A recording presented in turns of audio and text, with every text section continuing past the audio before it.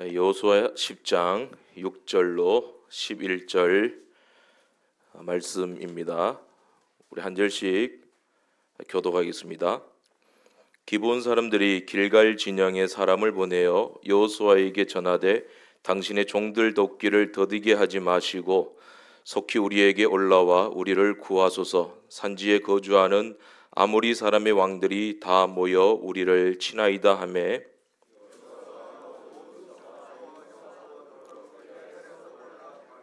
그때 여호와께서 여호수아에게 이르시되 그들을 두려워하지 말라. 내가 그들을 내 손에 넘겨 주었으니 그들 중에서 한 사람도 너를 당할 자 없으리라 하신지라.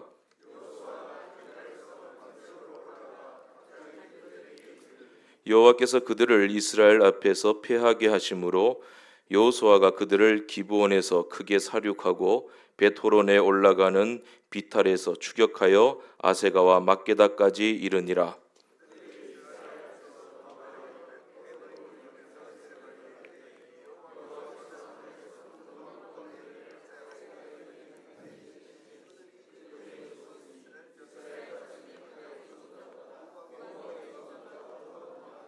아멘.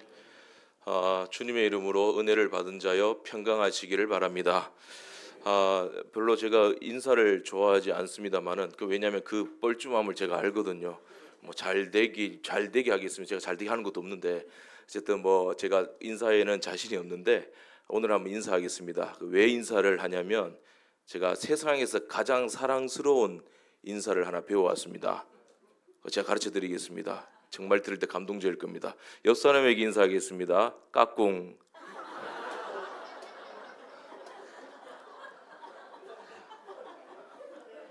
네. 많은 의미가 들어있죠. 한 번 더 하겠습니다. 까꿍. 네. 이게 자기 인사하는 거라 알고 저렇게. 이게 우리 신앙적으로 말하면 샬롬이겠죠. 샬롬, 하나님의 평강이 임하고 하나님의 은혜가 임하고 예수 그리스도의 그 인도하심이 우리에게 충만한 시간 되시길 간절히 바랍니다. 오늘 말씀 보게 되면 역사상 가장 위대한 전쟁과 그 승리를 열거하고 있습니다. 이스라엘이 요단강 도하 이후에 그 여리고 성을 함락하고 그 아이 성을 함락하고 그 많은 적군들을 부딪히고 이제 명성을 얻었습니다. 그런 다음에 이제 이스라엘이 점점 승승장구하니까 이 가나안의 7 족속들이 그냥 있지 않아요. 그런데 오늘 말씀에 보게 되면 10장이죠. 그 아모리의 이제 5 왕들이 일심으로 해서 이스라엘을 공격합니다.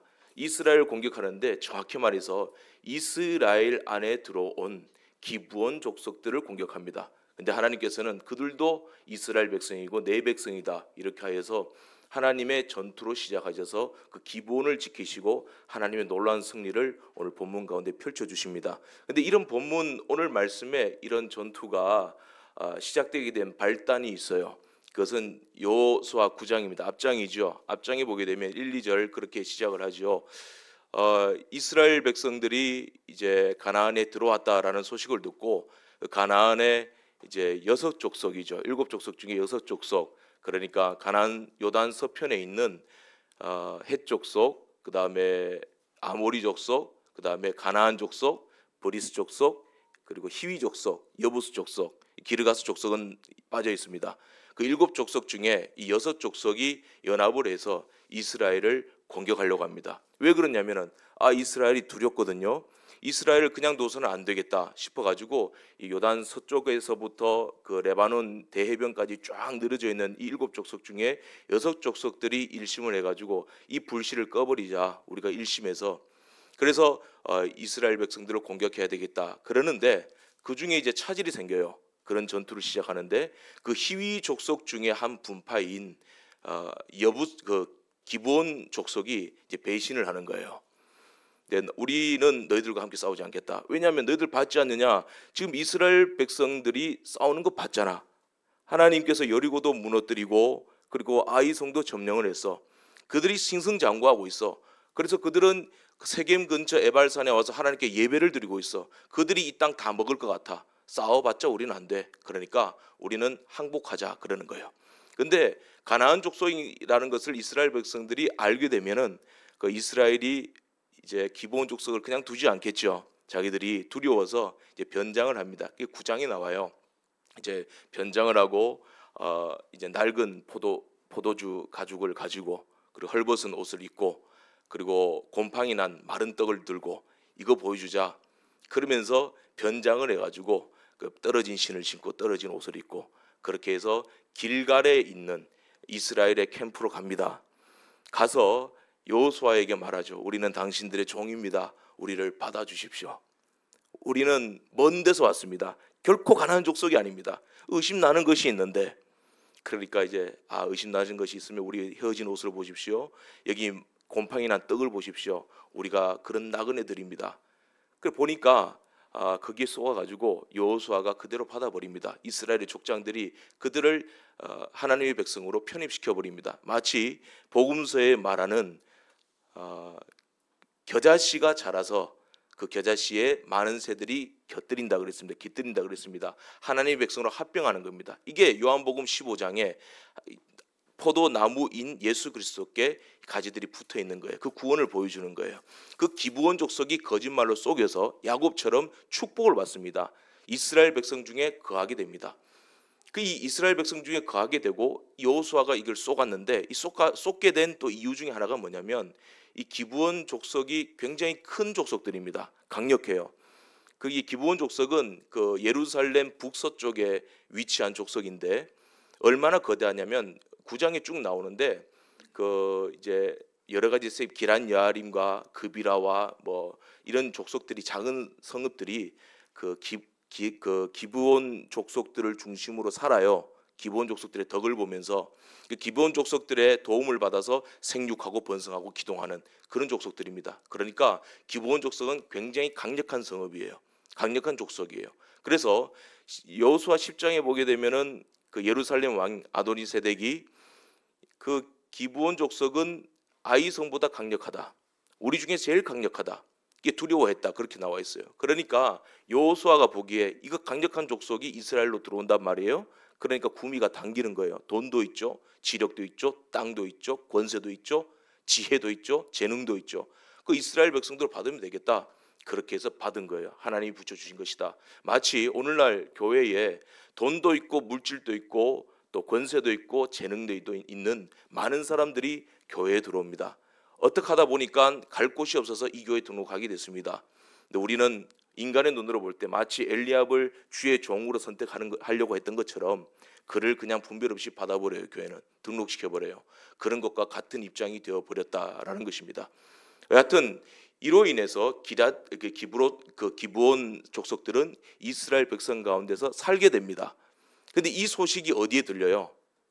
이스라엘을 공격하려고 했던 가나안의 6족속들이 듣게 됩니다. 그러니까 문제가 생겼다. 잠깐 중단하자. 그런데 예루살렘 왕 아도니세덱은 그걸 듣고 열받는 거예요. 그 기브온 족속도 강하고 이스라엘도 강하다. 이거 커지게 되면 우리 큰일 난다. 다 먹는다. 그러니까 우리 죽여버리자. 가만히 둬서는 안 되겠다. 기브온이 워낙 세니까 우리가 아모리 족속의 5 왕들에게 이제 협력을 구합니다. 그래서 연합군을 이제 형성하여서 이제 오늘 10장에 이스라엘을 치러 올라오는데, 이스라엘을 치는 것이 아니라 이스라엘은 놔두고 기브온에 있는 이스라엘과 화친하여서 이스라엘 가운데 살고 있는 기브온 족속들을 치러 올라오는 것입니다. 그런데 이 기브온 족속이 이제 하나님의 은혜를 입어요. 물론 이제 기브온 족속이 변장을 하고 거짓말했던 것이 9장에 들통이 나요. 그래서 이스라엘 백성들이 왕왕 일어납니다. 여호수아, 내가 너 기도 안 할 때부터 내가 알아봤다. 너 교만해가지고 네가 모세인 줄 아느냐? 그러고 난리가 난 거예요. 그 봐라, 내가 의심 난다 그랬는데 왜 그 기브온 족속을 받아가지고 우리가 지금 이렇게 표적이 되도록 만드느냐? 곤란한 싸움을 싸워야 되느냐? 그러니까 이거 어떻게 하면 좋으냐? 그럼 죽여버릴까? 그랬더니 9장 18절에 보게 되면 우리가 여호와 앞에 맹세를 했기 때문에 그들을 죽일 수가 없다. 그럼 어떻게 하면 좋겠느냐? 여호수아에게 하나님께서 지혜를 주십니다. 지혜를 주셔서 너희들이 우리를 속여서 들어왔다. 추궁을 합니다. 그러면서 너희들 죽일 수 없으니까, 너희들도 기왕에 하나님의 백성이 되었으니까 대신에 너희들의 일자리와 너희들이 거주해야 될 자리를 내가 지정해 주겠다. 그렇게 해서 그들을 하나님의 그 성막에 하나님께 예배드리는 도구로 사용합니다. 그러니까 하나님께 광야에서 제사를 많이 드리잖아요. 제사를 많이 드리니까 뭐가 필요하냐면은 물과 불이 필요한 거예요. 짐승들을 가져와서 깨끗하게 씻어야 되거든요. 씻어가지고 또 가지고 하나님께 깨끗한 걸 드려야 되니까 저 멀리서부터 물을 길러서 성막으로 가지고 와야 되는 거예요. 그 굳은 일을 이스라엘 백성들이 했는데 이제 너네들이 해라. 물 길는 자들이 되라. 그리고 나무 패는 자들이 되라. 왜? 재물을 불태우려면 불이 많이 필요한 거예요. 그러니까 나무를 어디서 해오든지 너희들이 다 해와라.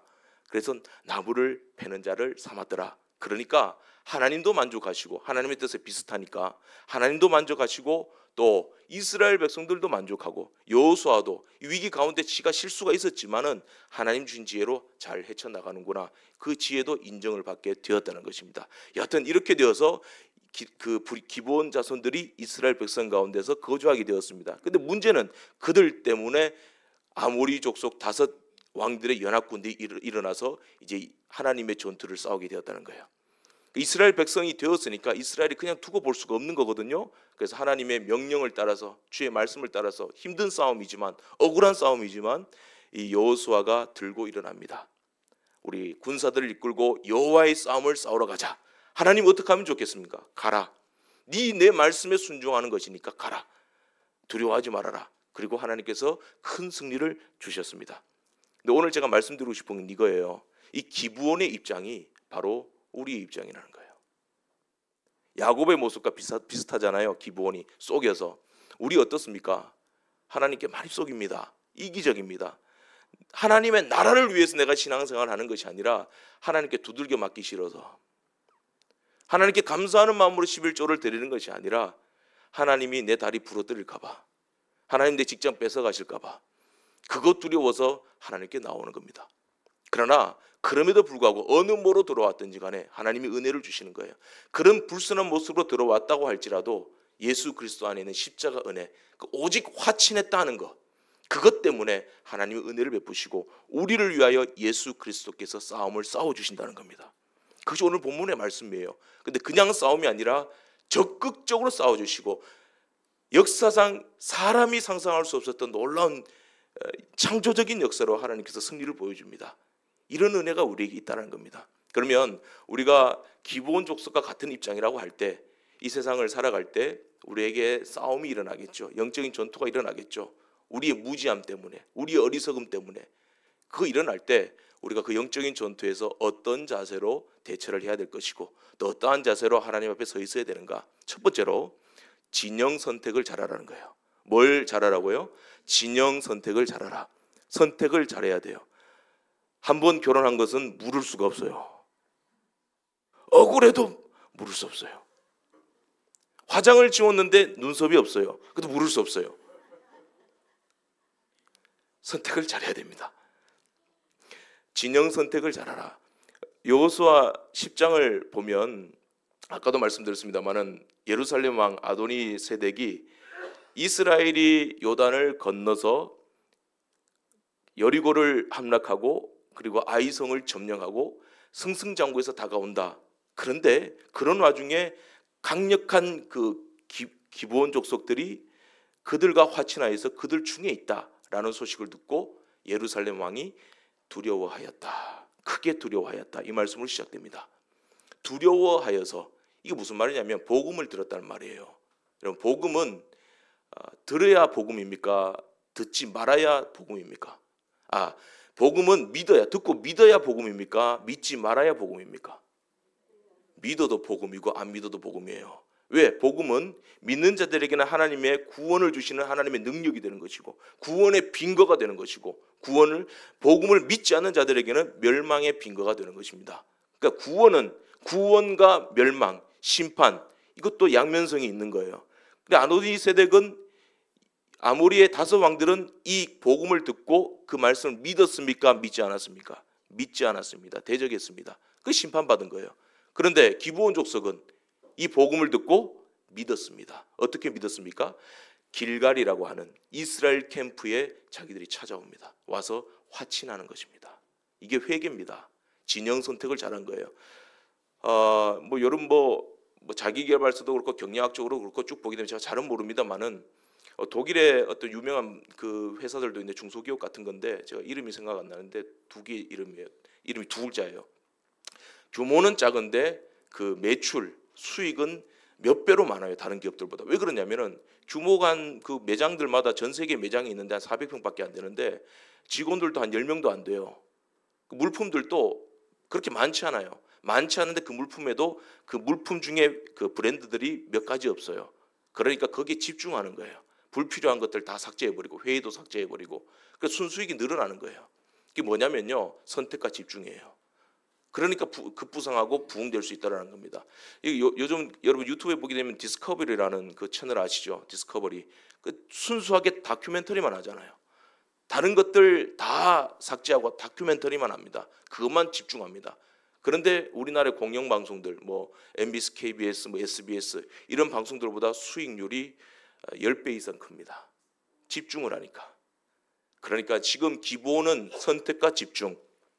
은혜의 진영을 선택한 겁니다. 자기들이 있던 진영, 기본 7족속, 가나안의 진영 이거 다 포기합니다. 하나님의 나라가 보이니까 모세처럼 히브리서 11장 말씀에 잠시 죄악의 낙을 누리는 것보다 하나님의 백성과 함께 고난에 참여하는 것을 더 기쁘게 여겼더라. 하나님의 진영에, 은혜의 진영에 참여합니다. 은혜의 진영을 선택합니다. 거기에 가서 화친을 합니다. 여러분, 우리가 고난받는 것이 왜 유익한지 아십니까? 이것이 예수 그리스도의 진영이기 때문에 그렇습니다. 우리 대장 되신 예수 그리스도가 그 십자가의 능력으로 우리는 고난당할지언정 하나님의 능력으로 우리를 다시 세우실 것이고 모든 고난과 환난과 유혹이 있겠지만 그걸 다 이기도록 하시는 하늘의 지혜와 능력을 주시는 겁니다. 그 야고보서 1장 말씀이잖아요. 너희 중에 지혜가 부족한 자들은 모든 사람에게 후히 주시고 꾸짖지 아니하시는 하나님께 구하라. 그리하면 뭘 주신다? 주시리라. 할렐루야. 여러분 진영 선택을 잘 하십시오. 기본은 이 진영을 선택하고 빼앗기지 않았습니다.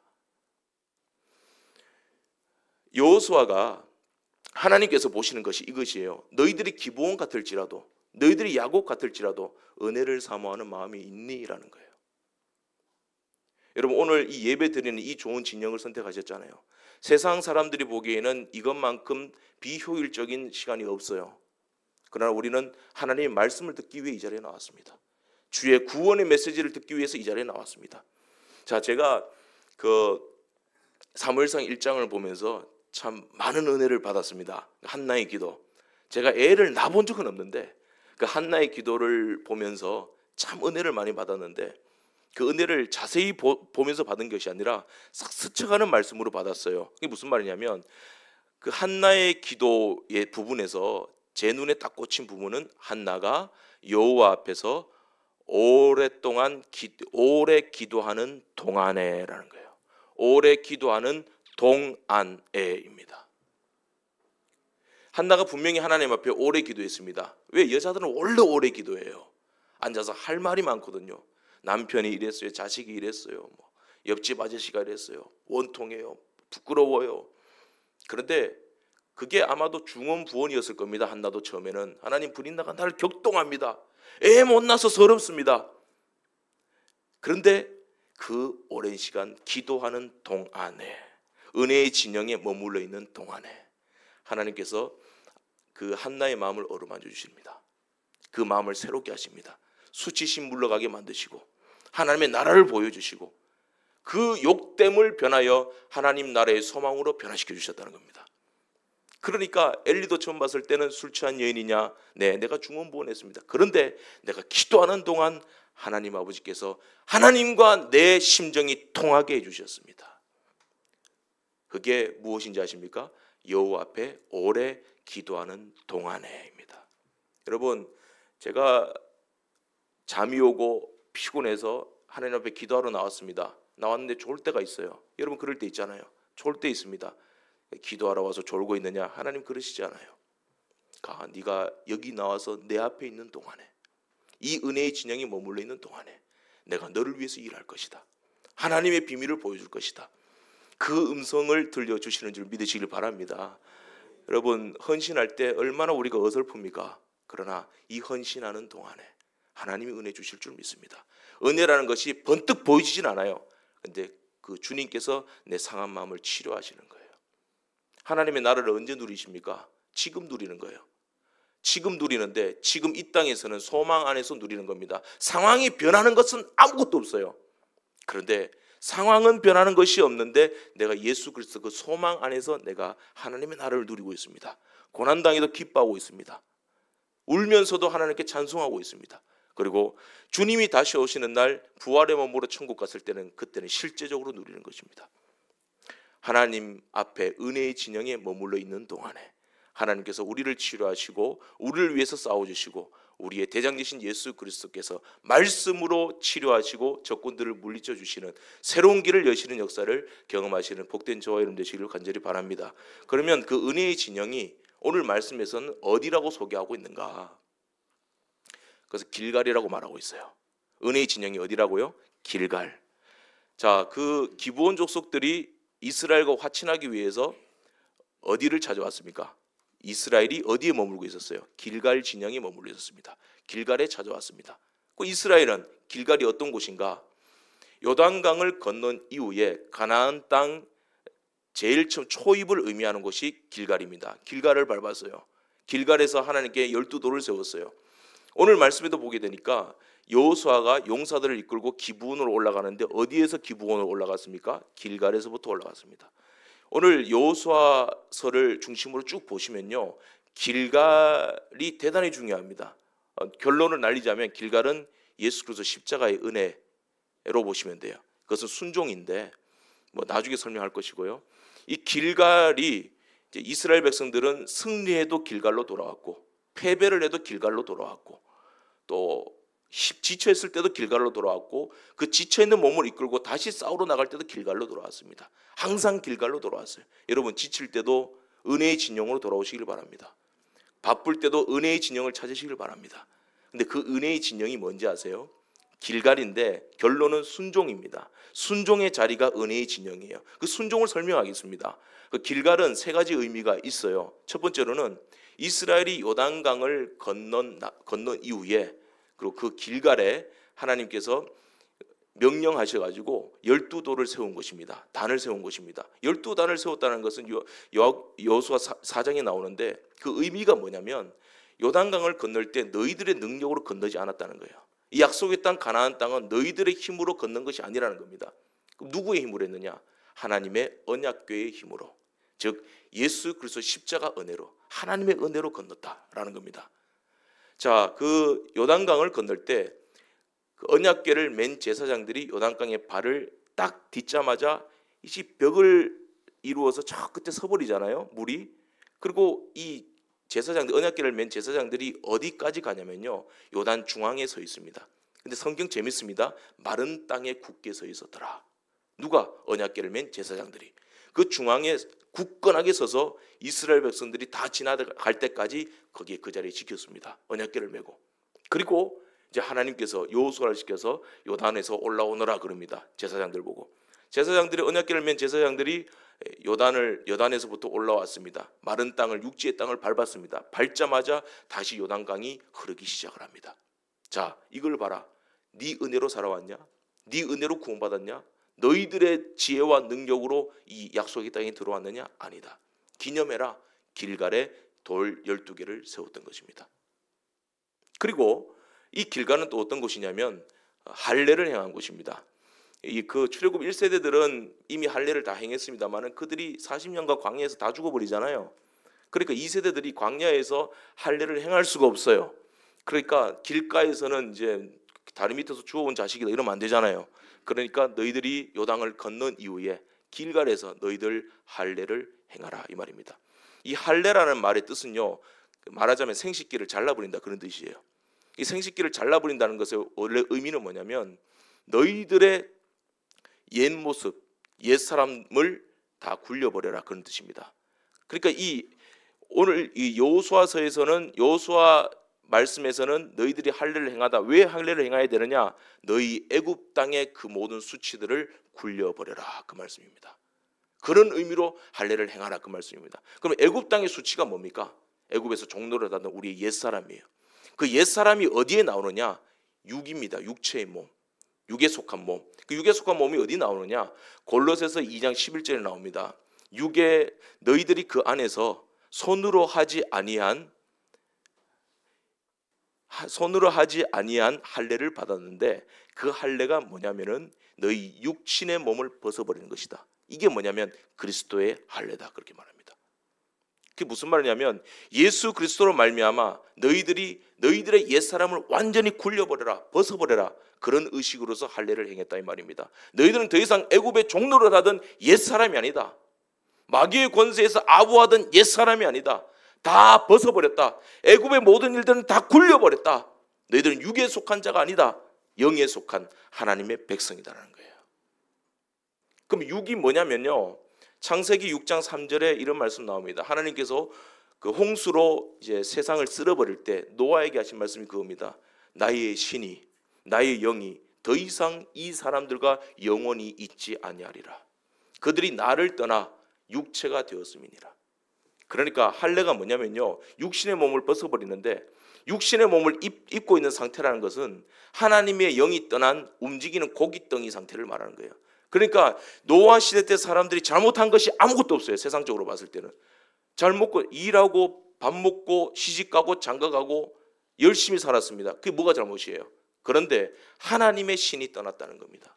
하나님의 영이 없었다는 거예요. 하나님의 나라를 소망하는 마음이 없고 지 먹고 지 잘 살기 위해서 시집가고 장가갔다는 겁니다. 이게 육에 속한 사람이라는 겁니다. 그러니까 이 모든 것들을, 이 육을 뭐 어떻게 하라는 거예요? 떠나보내라. 이 애굽을 떠나보내라. 잘라버려라. 굴려버려라. 그래서 길갈이라는 말의 이름의 뜻이 할례입니다. 떠나보내다, 굴려버리다, 그런 뜻입니다. 길갈은 할례입니다. 이게 무슨 말이냐면 결국에는 순종하라는 거예요. 육에 속한 자가 되지 말고 너희 육신을 다 잘라버리고 하나님께 속한 자로서 주의 말씀에 순종하는 자들이더라. 오늘 여호수아를 보세요. 여호수아가 지금 기브온과 전투를 했습니다마는 지금 여호수아의 상태는 최상의 컨디션이 아닙니다. 그죠? 왜냐하면 억울한 싸움이에요. 기브온이 자기를 속이면서 들어왔습니다. 자기도 속았어요. 억울한 싸움을 싸우게 됐고 억울한 재정이 낭비되게 생겼습니다. 억울한 인명과 생명들이 낭비되게 생겼습니다. 왜 싸워야 됩니까? 하나님, 내가 준비 좀 해서 싸우겠습니다. 하나님, 아니다, 지금 가라 그럽니다. 지금 가라. 그리고 여호수아 아직까지 미숙합니다. 그 기브온도 변장해서 들어오는 것을 자기가 분별하지 못하고 그대로 받았습니다. 하나님, 아직은 제가 부족합니다. 아닌 것 같아요. 나 준비되어서 싸우겠습니다. 근데 하나님은 아니다, 지금 올라가라. 지금 올라가라. 그 여호수아의 입장이 뭔지 아세요? 하나님, 내가 최상의 컨디션도 아닙니다. 준비되지 않았습니다. 완벽하게 준비된 것이 없습니다. 그럼에도 불구하고 말씀에 의지하여서 내가 올라가겠습니다. 기브온으로 올라가겠습니다. 하나님이 잘한다. 그 8절 말씀에 두려워하지 말아라.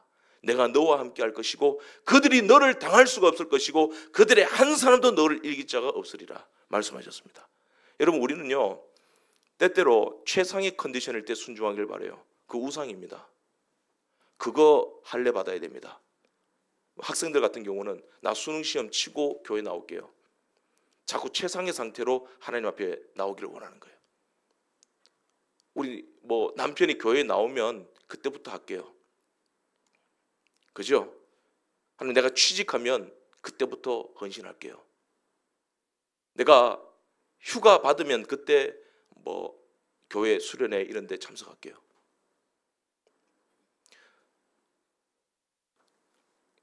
하나님은 말씀합니다.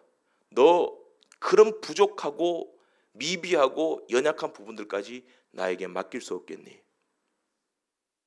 그게 할례라는 겁니다. 여러분, 순종할 수 있습니까? 순종할 수 있습니까? 저도 설교 준비가 다 돼서 올라오는 게 아니에요. 부끄럽지만 그 완벽한 설교도 없을 뿐더러 이게 오늘도 설교 되게 어렵더라고요. 준비가 잘 안 되는데 그냥 올라왔습니다. 생각나는 것 정도만 말하겠습니다. 하나님 은혜 주실 자 은혜 주시고 구원을 주실 자 구원해 주시고 치료해야 할 자 치료하시겠죠. 그런데 그런 마음으로 성령 의지에서 나아갑니다. 나아갔을 때 싸워보니까 싸움이 되는 거예요. 칼로 죽이는데 칼로 죽인 사람보다 하나님이 우박을 내려서 다 죽여버리시는 거예요. 놀라운 또 영감도 주십니다. 사도행전 보세요. 너희들이 걱정하지 말아라. 공의 앞에 섰을 때 성령께서 너희들에게 할 말을 가르치시리라. 이게 지금 여호수아가 경험한 거예요. 여호수아가 싸우는데 어라 하나님이 영감 주시네. 13절 말씀 보세요. 태양아 그러자. 태양아 너는 기브온 위에 머물러라. 달복으로 뭐라 그럽니까? 너는 아열람 골짜기에 너도 그리할지어다. 지가 하나님입니까? 여호수아가 예수와 그러죠. 예수님 맞죠?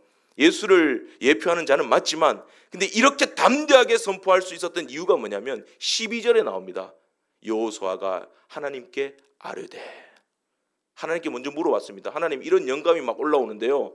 태양도 멈추겠습니까? 달도 멈추겠습니까? 이거 내 뜻입니까? 나 피곤한데요. 내가 너무 피곤해서 지금 망상이 젖어 있습니까? 하나님 말씀합니다. 아니다. 내가 주는 생각이다. 내가 주는 생각이다. 네가 길갈에서 기도 많이 했잖아. 길갈에 오기 전에는 네가 모세 옆에서 기도 많이 했잖아. 네가 40년 광야 생활 동안에는 성막을 지키는 사람이었잖아. 예수님처럼 기도의 습관을 가지고 있었잖아. 그 성령이 주는 생각이야. 외쳐라 그런 거예요. 여호와께 아뢰되 그리고 여호수아가 이스라엘의 목전에서 달아 너는 기브온 위에 머물러라. 바뀌었지. 해줘 그죠? 태양아 너는 기브온 위에 머물러라. 달아 너는 아열람 골짜기에 너도 그리할지어다. 근데 이 말을 누가 들었습니까? 하나님이 들으셨습니다. 그럴 때 있습니다. 헷갈려요. 시편 123편입니까? 그때 낮의 해와 밤의 달이 뭐 이게 해와 달이 좀 헷갈려요, 그죠? 그런 것처럼 헷갈리는 게 많은데 그 하나님의 역사를 보여주십니다. 이거 마치요. 저는 이걸 보면서 뭐가 보였냐면요, 예수님께서 그 풍랑에 두려워하는 제자들 보고 말씀하시죠. 믿음이 적은 자들 왜 의심하느냐. 그리고 풍랑 보고 말씀하시잖아요. 잠잠하라 고요하라 그러잖아요. 창조주 하나님의 능력입니다. 그게 우리의 삶 가운데 나타나더라는 거예요. 해가 머무르네요. 달이 머무르네요. 혹자는 말합니다. 이게 태양이 멈춘 건지 지구가 멈춘 건지 모르겠어요. 어쨌든 태양이 멈추고 달이 멈춤으로 말미암아 그때부터 낮 시간이 23시간 20분이 길어졌대요. 그러니까 우리는 23시간 20분이 긴 시간을 살아가고 있는 거예요. 연장받은 시간을 살아가고 있는 거예요. 이렇게 사람의 말을 하나님이 들으십니다. 누구 안에서? 예수 그리스도 안에서. 순종할 때입니다. 순종할 때. 해보니까 해가 멈추네요. 달이 멈추네요. 그리고 하나님께서 우박을 또 내리시네요. 내가 칼로 싸우면 이길 줄 알았는데 하나님은 조명도 밝혀주시고 밝은 데서 편안하게 죽여라 그러잖아요. 그리고 우박을 내려서 다 죽여버리시고 하나님이 스나이퍼로 다 맞춰서 죽여버리시잖아요. 이런 승리가 임하게 되었다는 겁니다. 그리고 이스라엘 백성들이 그렇게 치고는 다시 어디로 돌아옵니까? 길갈로 돌아옵니다. 길갈로 돌아와서 쉬고 있을 때 하나님께서 사람을 통해서 그 아모리에 도망간 다섯 왕들이 어디 있다는 것을 가르쳐 주십니다. 다시 추격하여라. 하나님 피곤한데요. 이겼지만 피곤한데요. 일어나라. 내가 완벽한 승리를 너에게 보여주리라. 그리고는 추격합니다. 결국에는 잡아옵니다. 그리고 죽입니다.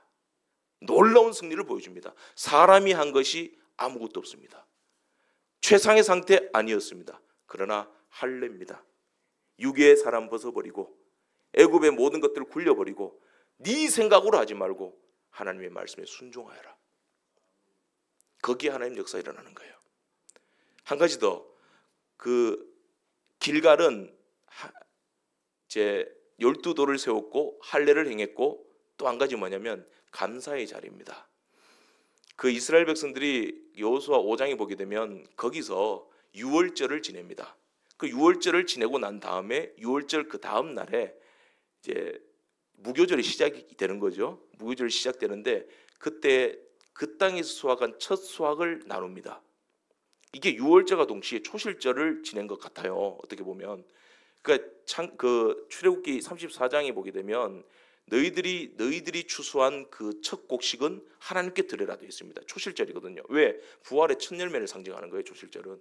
그러니까 초실절은 니산월 16일에 지내게 되는 거예요. 그러니까 뭐 주일인 거죠, 말하자면. 주일에 지내게 되는 거예요. 그러니까 부활의 첫 열매 대신 예수 그리스도를 의미하니까 너희들 처음 것은 하나님께 드려라. 예수의 생명이 너희들에게 있다는 겁니다. 그 첫 열매 대신 예수 그리스도를 따라 너희들이 내 백성이니까 너희들도 부활하게 될 것이다. 하나님 나라 백성이 된 것이다. 그 의미하는 거예요. 근데 그 첫 수확을 나누니까 그 땅에서 만나가 그치게 됩니다.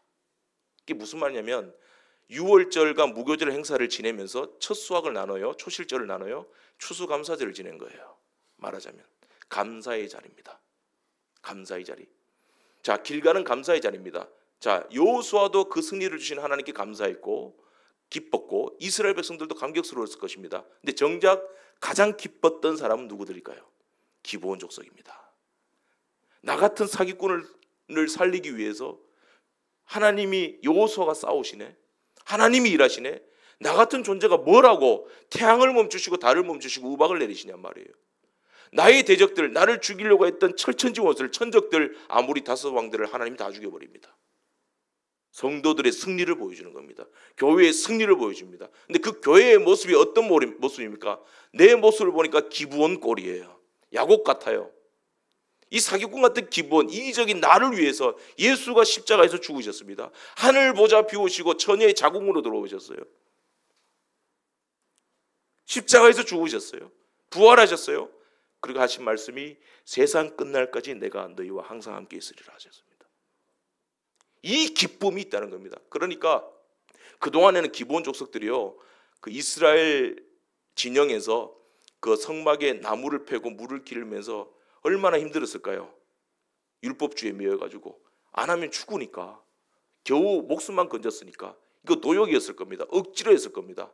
그런데 이 놀라운 승리, 오늘 승리를 보고 난 이후에는 감사가 넘쳤을 것 같아요. 아, 나도 그냥 노예로, 그냥 종으로 대하지 않는구나. 하나님이 나를 자녀로 대하시는구나. 나를 위해 일하시는구나. 해를 멈추게 하시는구나. 이 승리를 주시는구나. 그리스도가 나를 위해 죽으시고 부활하셨구나. 이 종 같은 나라도, 그러니까 이런 고백이 나옵니다. 내 하나님의 성전에 문지기로 있어도 난 좋습니다. 이런 기쁨이 회복되는 것입니다. 여러분, 어떤 문제를 만났습니까? 내 처지가 어떻습니까? 지금 불안전한 상태입니까? 순종하기 어렵습니까? 오늘 길갈로 돌아오시길 바랍니다. 은혜의 진영으로 순종의 자리에서 다시 시작할 수 있는 복된 저와 여러분들 다 되시기를 간절히 바랍니다. 기도하겠습니다. 하나님 아버지, 은혜를 감사합니다. 우리 감사할 것이 너무 많은데도 우리는 때로는 육체의 소욕이라는 핑계로 하나님 앞에서 교만하고 또 하나님으로 인정하지 않고 하나님 주신 모든 것들을 은혜로 여기지 않고 내 힘으로 꺾어보려고 그러고 내 지혜로 진행하려고 했던 모든 우리의 어리석음과 죄악들을 십자가에 못 박습니다. 오늘 길갈로 돌아오길 원합니다. 할례 받길 원합니다. 십자가로 할례 받고 철저하게 옛사람 벗어버리고 순종하여서 하나님 기뻐하시는 아들, 딸이 되길 원합니다. 하나님 성령께서 그런 하나님이 기뻐하시는 아들, 딸로 빚어주셔서 마침내 장성하여 하나님의 싸움을 싸워갈 수 있는, 그리하여 하나님께 영광만 돌려드릴 수 있는 그런 귀한 주의 거룩한 군대들이 다 되게 하여 주시옵소서. 승리하는 믿음의 가정들 다 되게 하여 주시옵소서. 예수님의 이름으로 기도드리옵나이다. 아멘.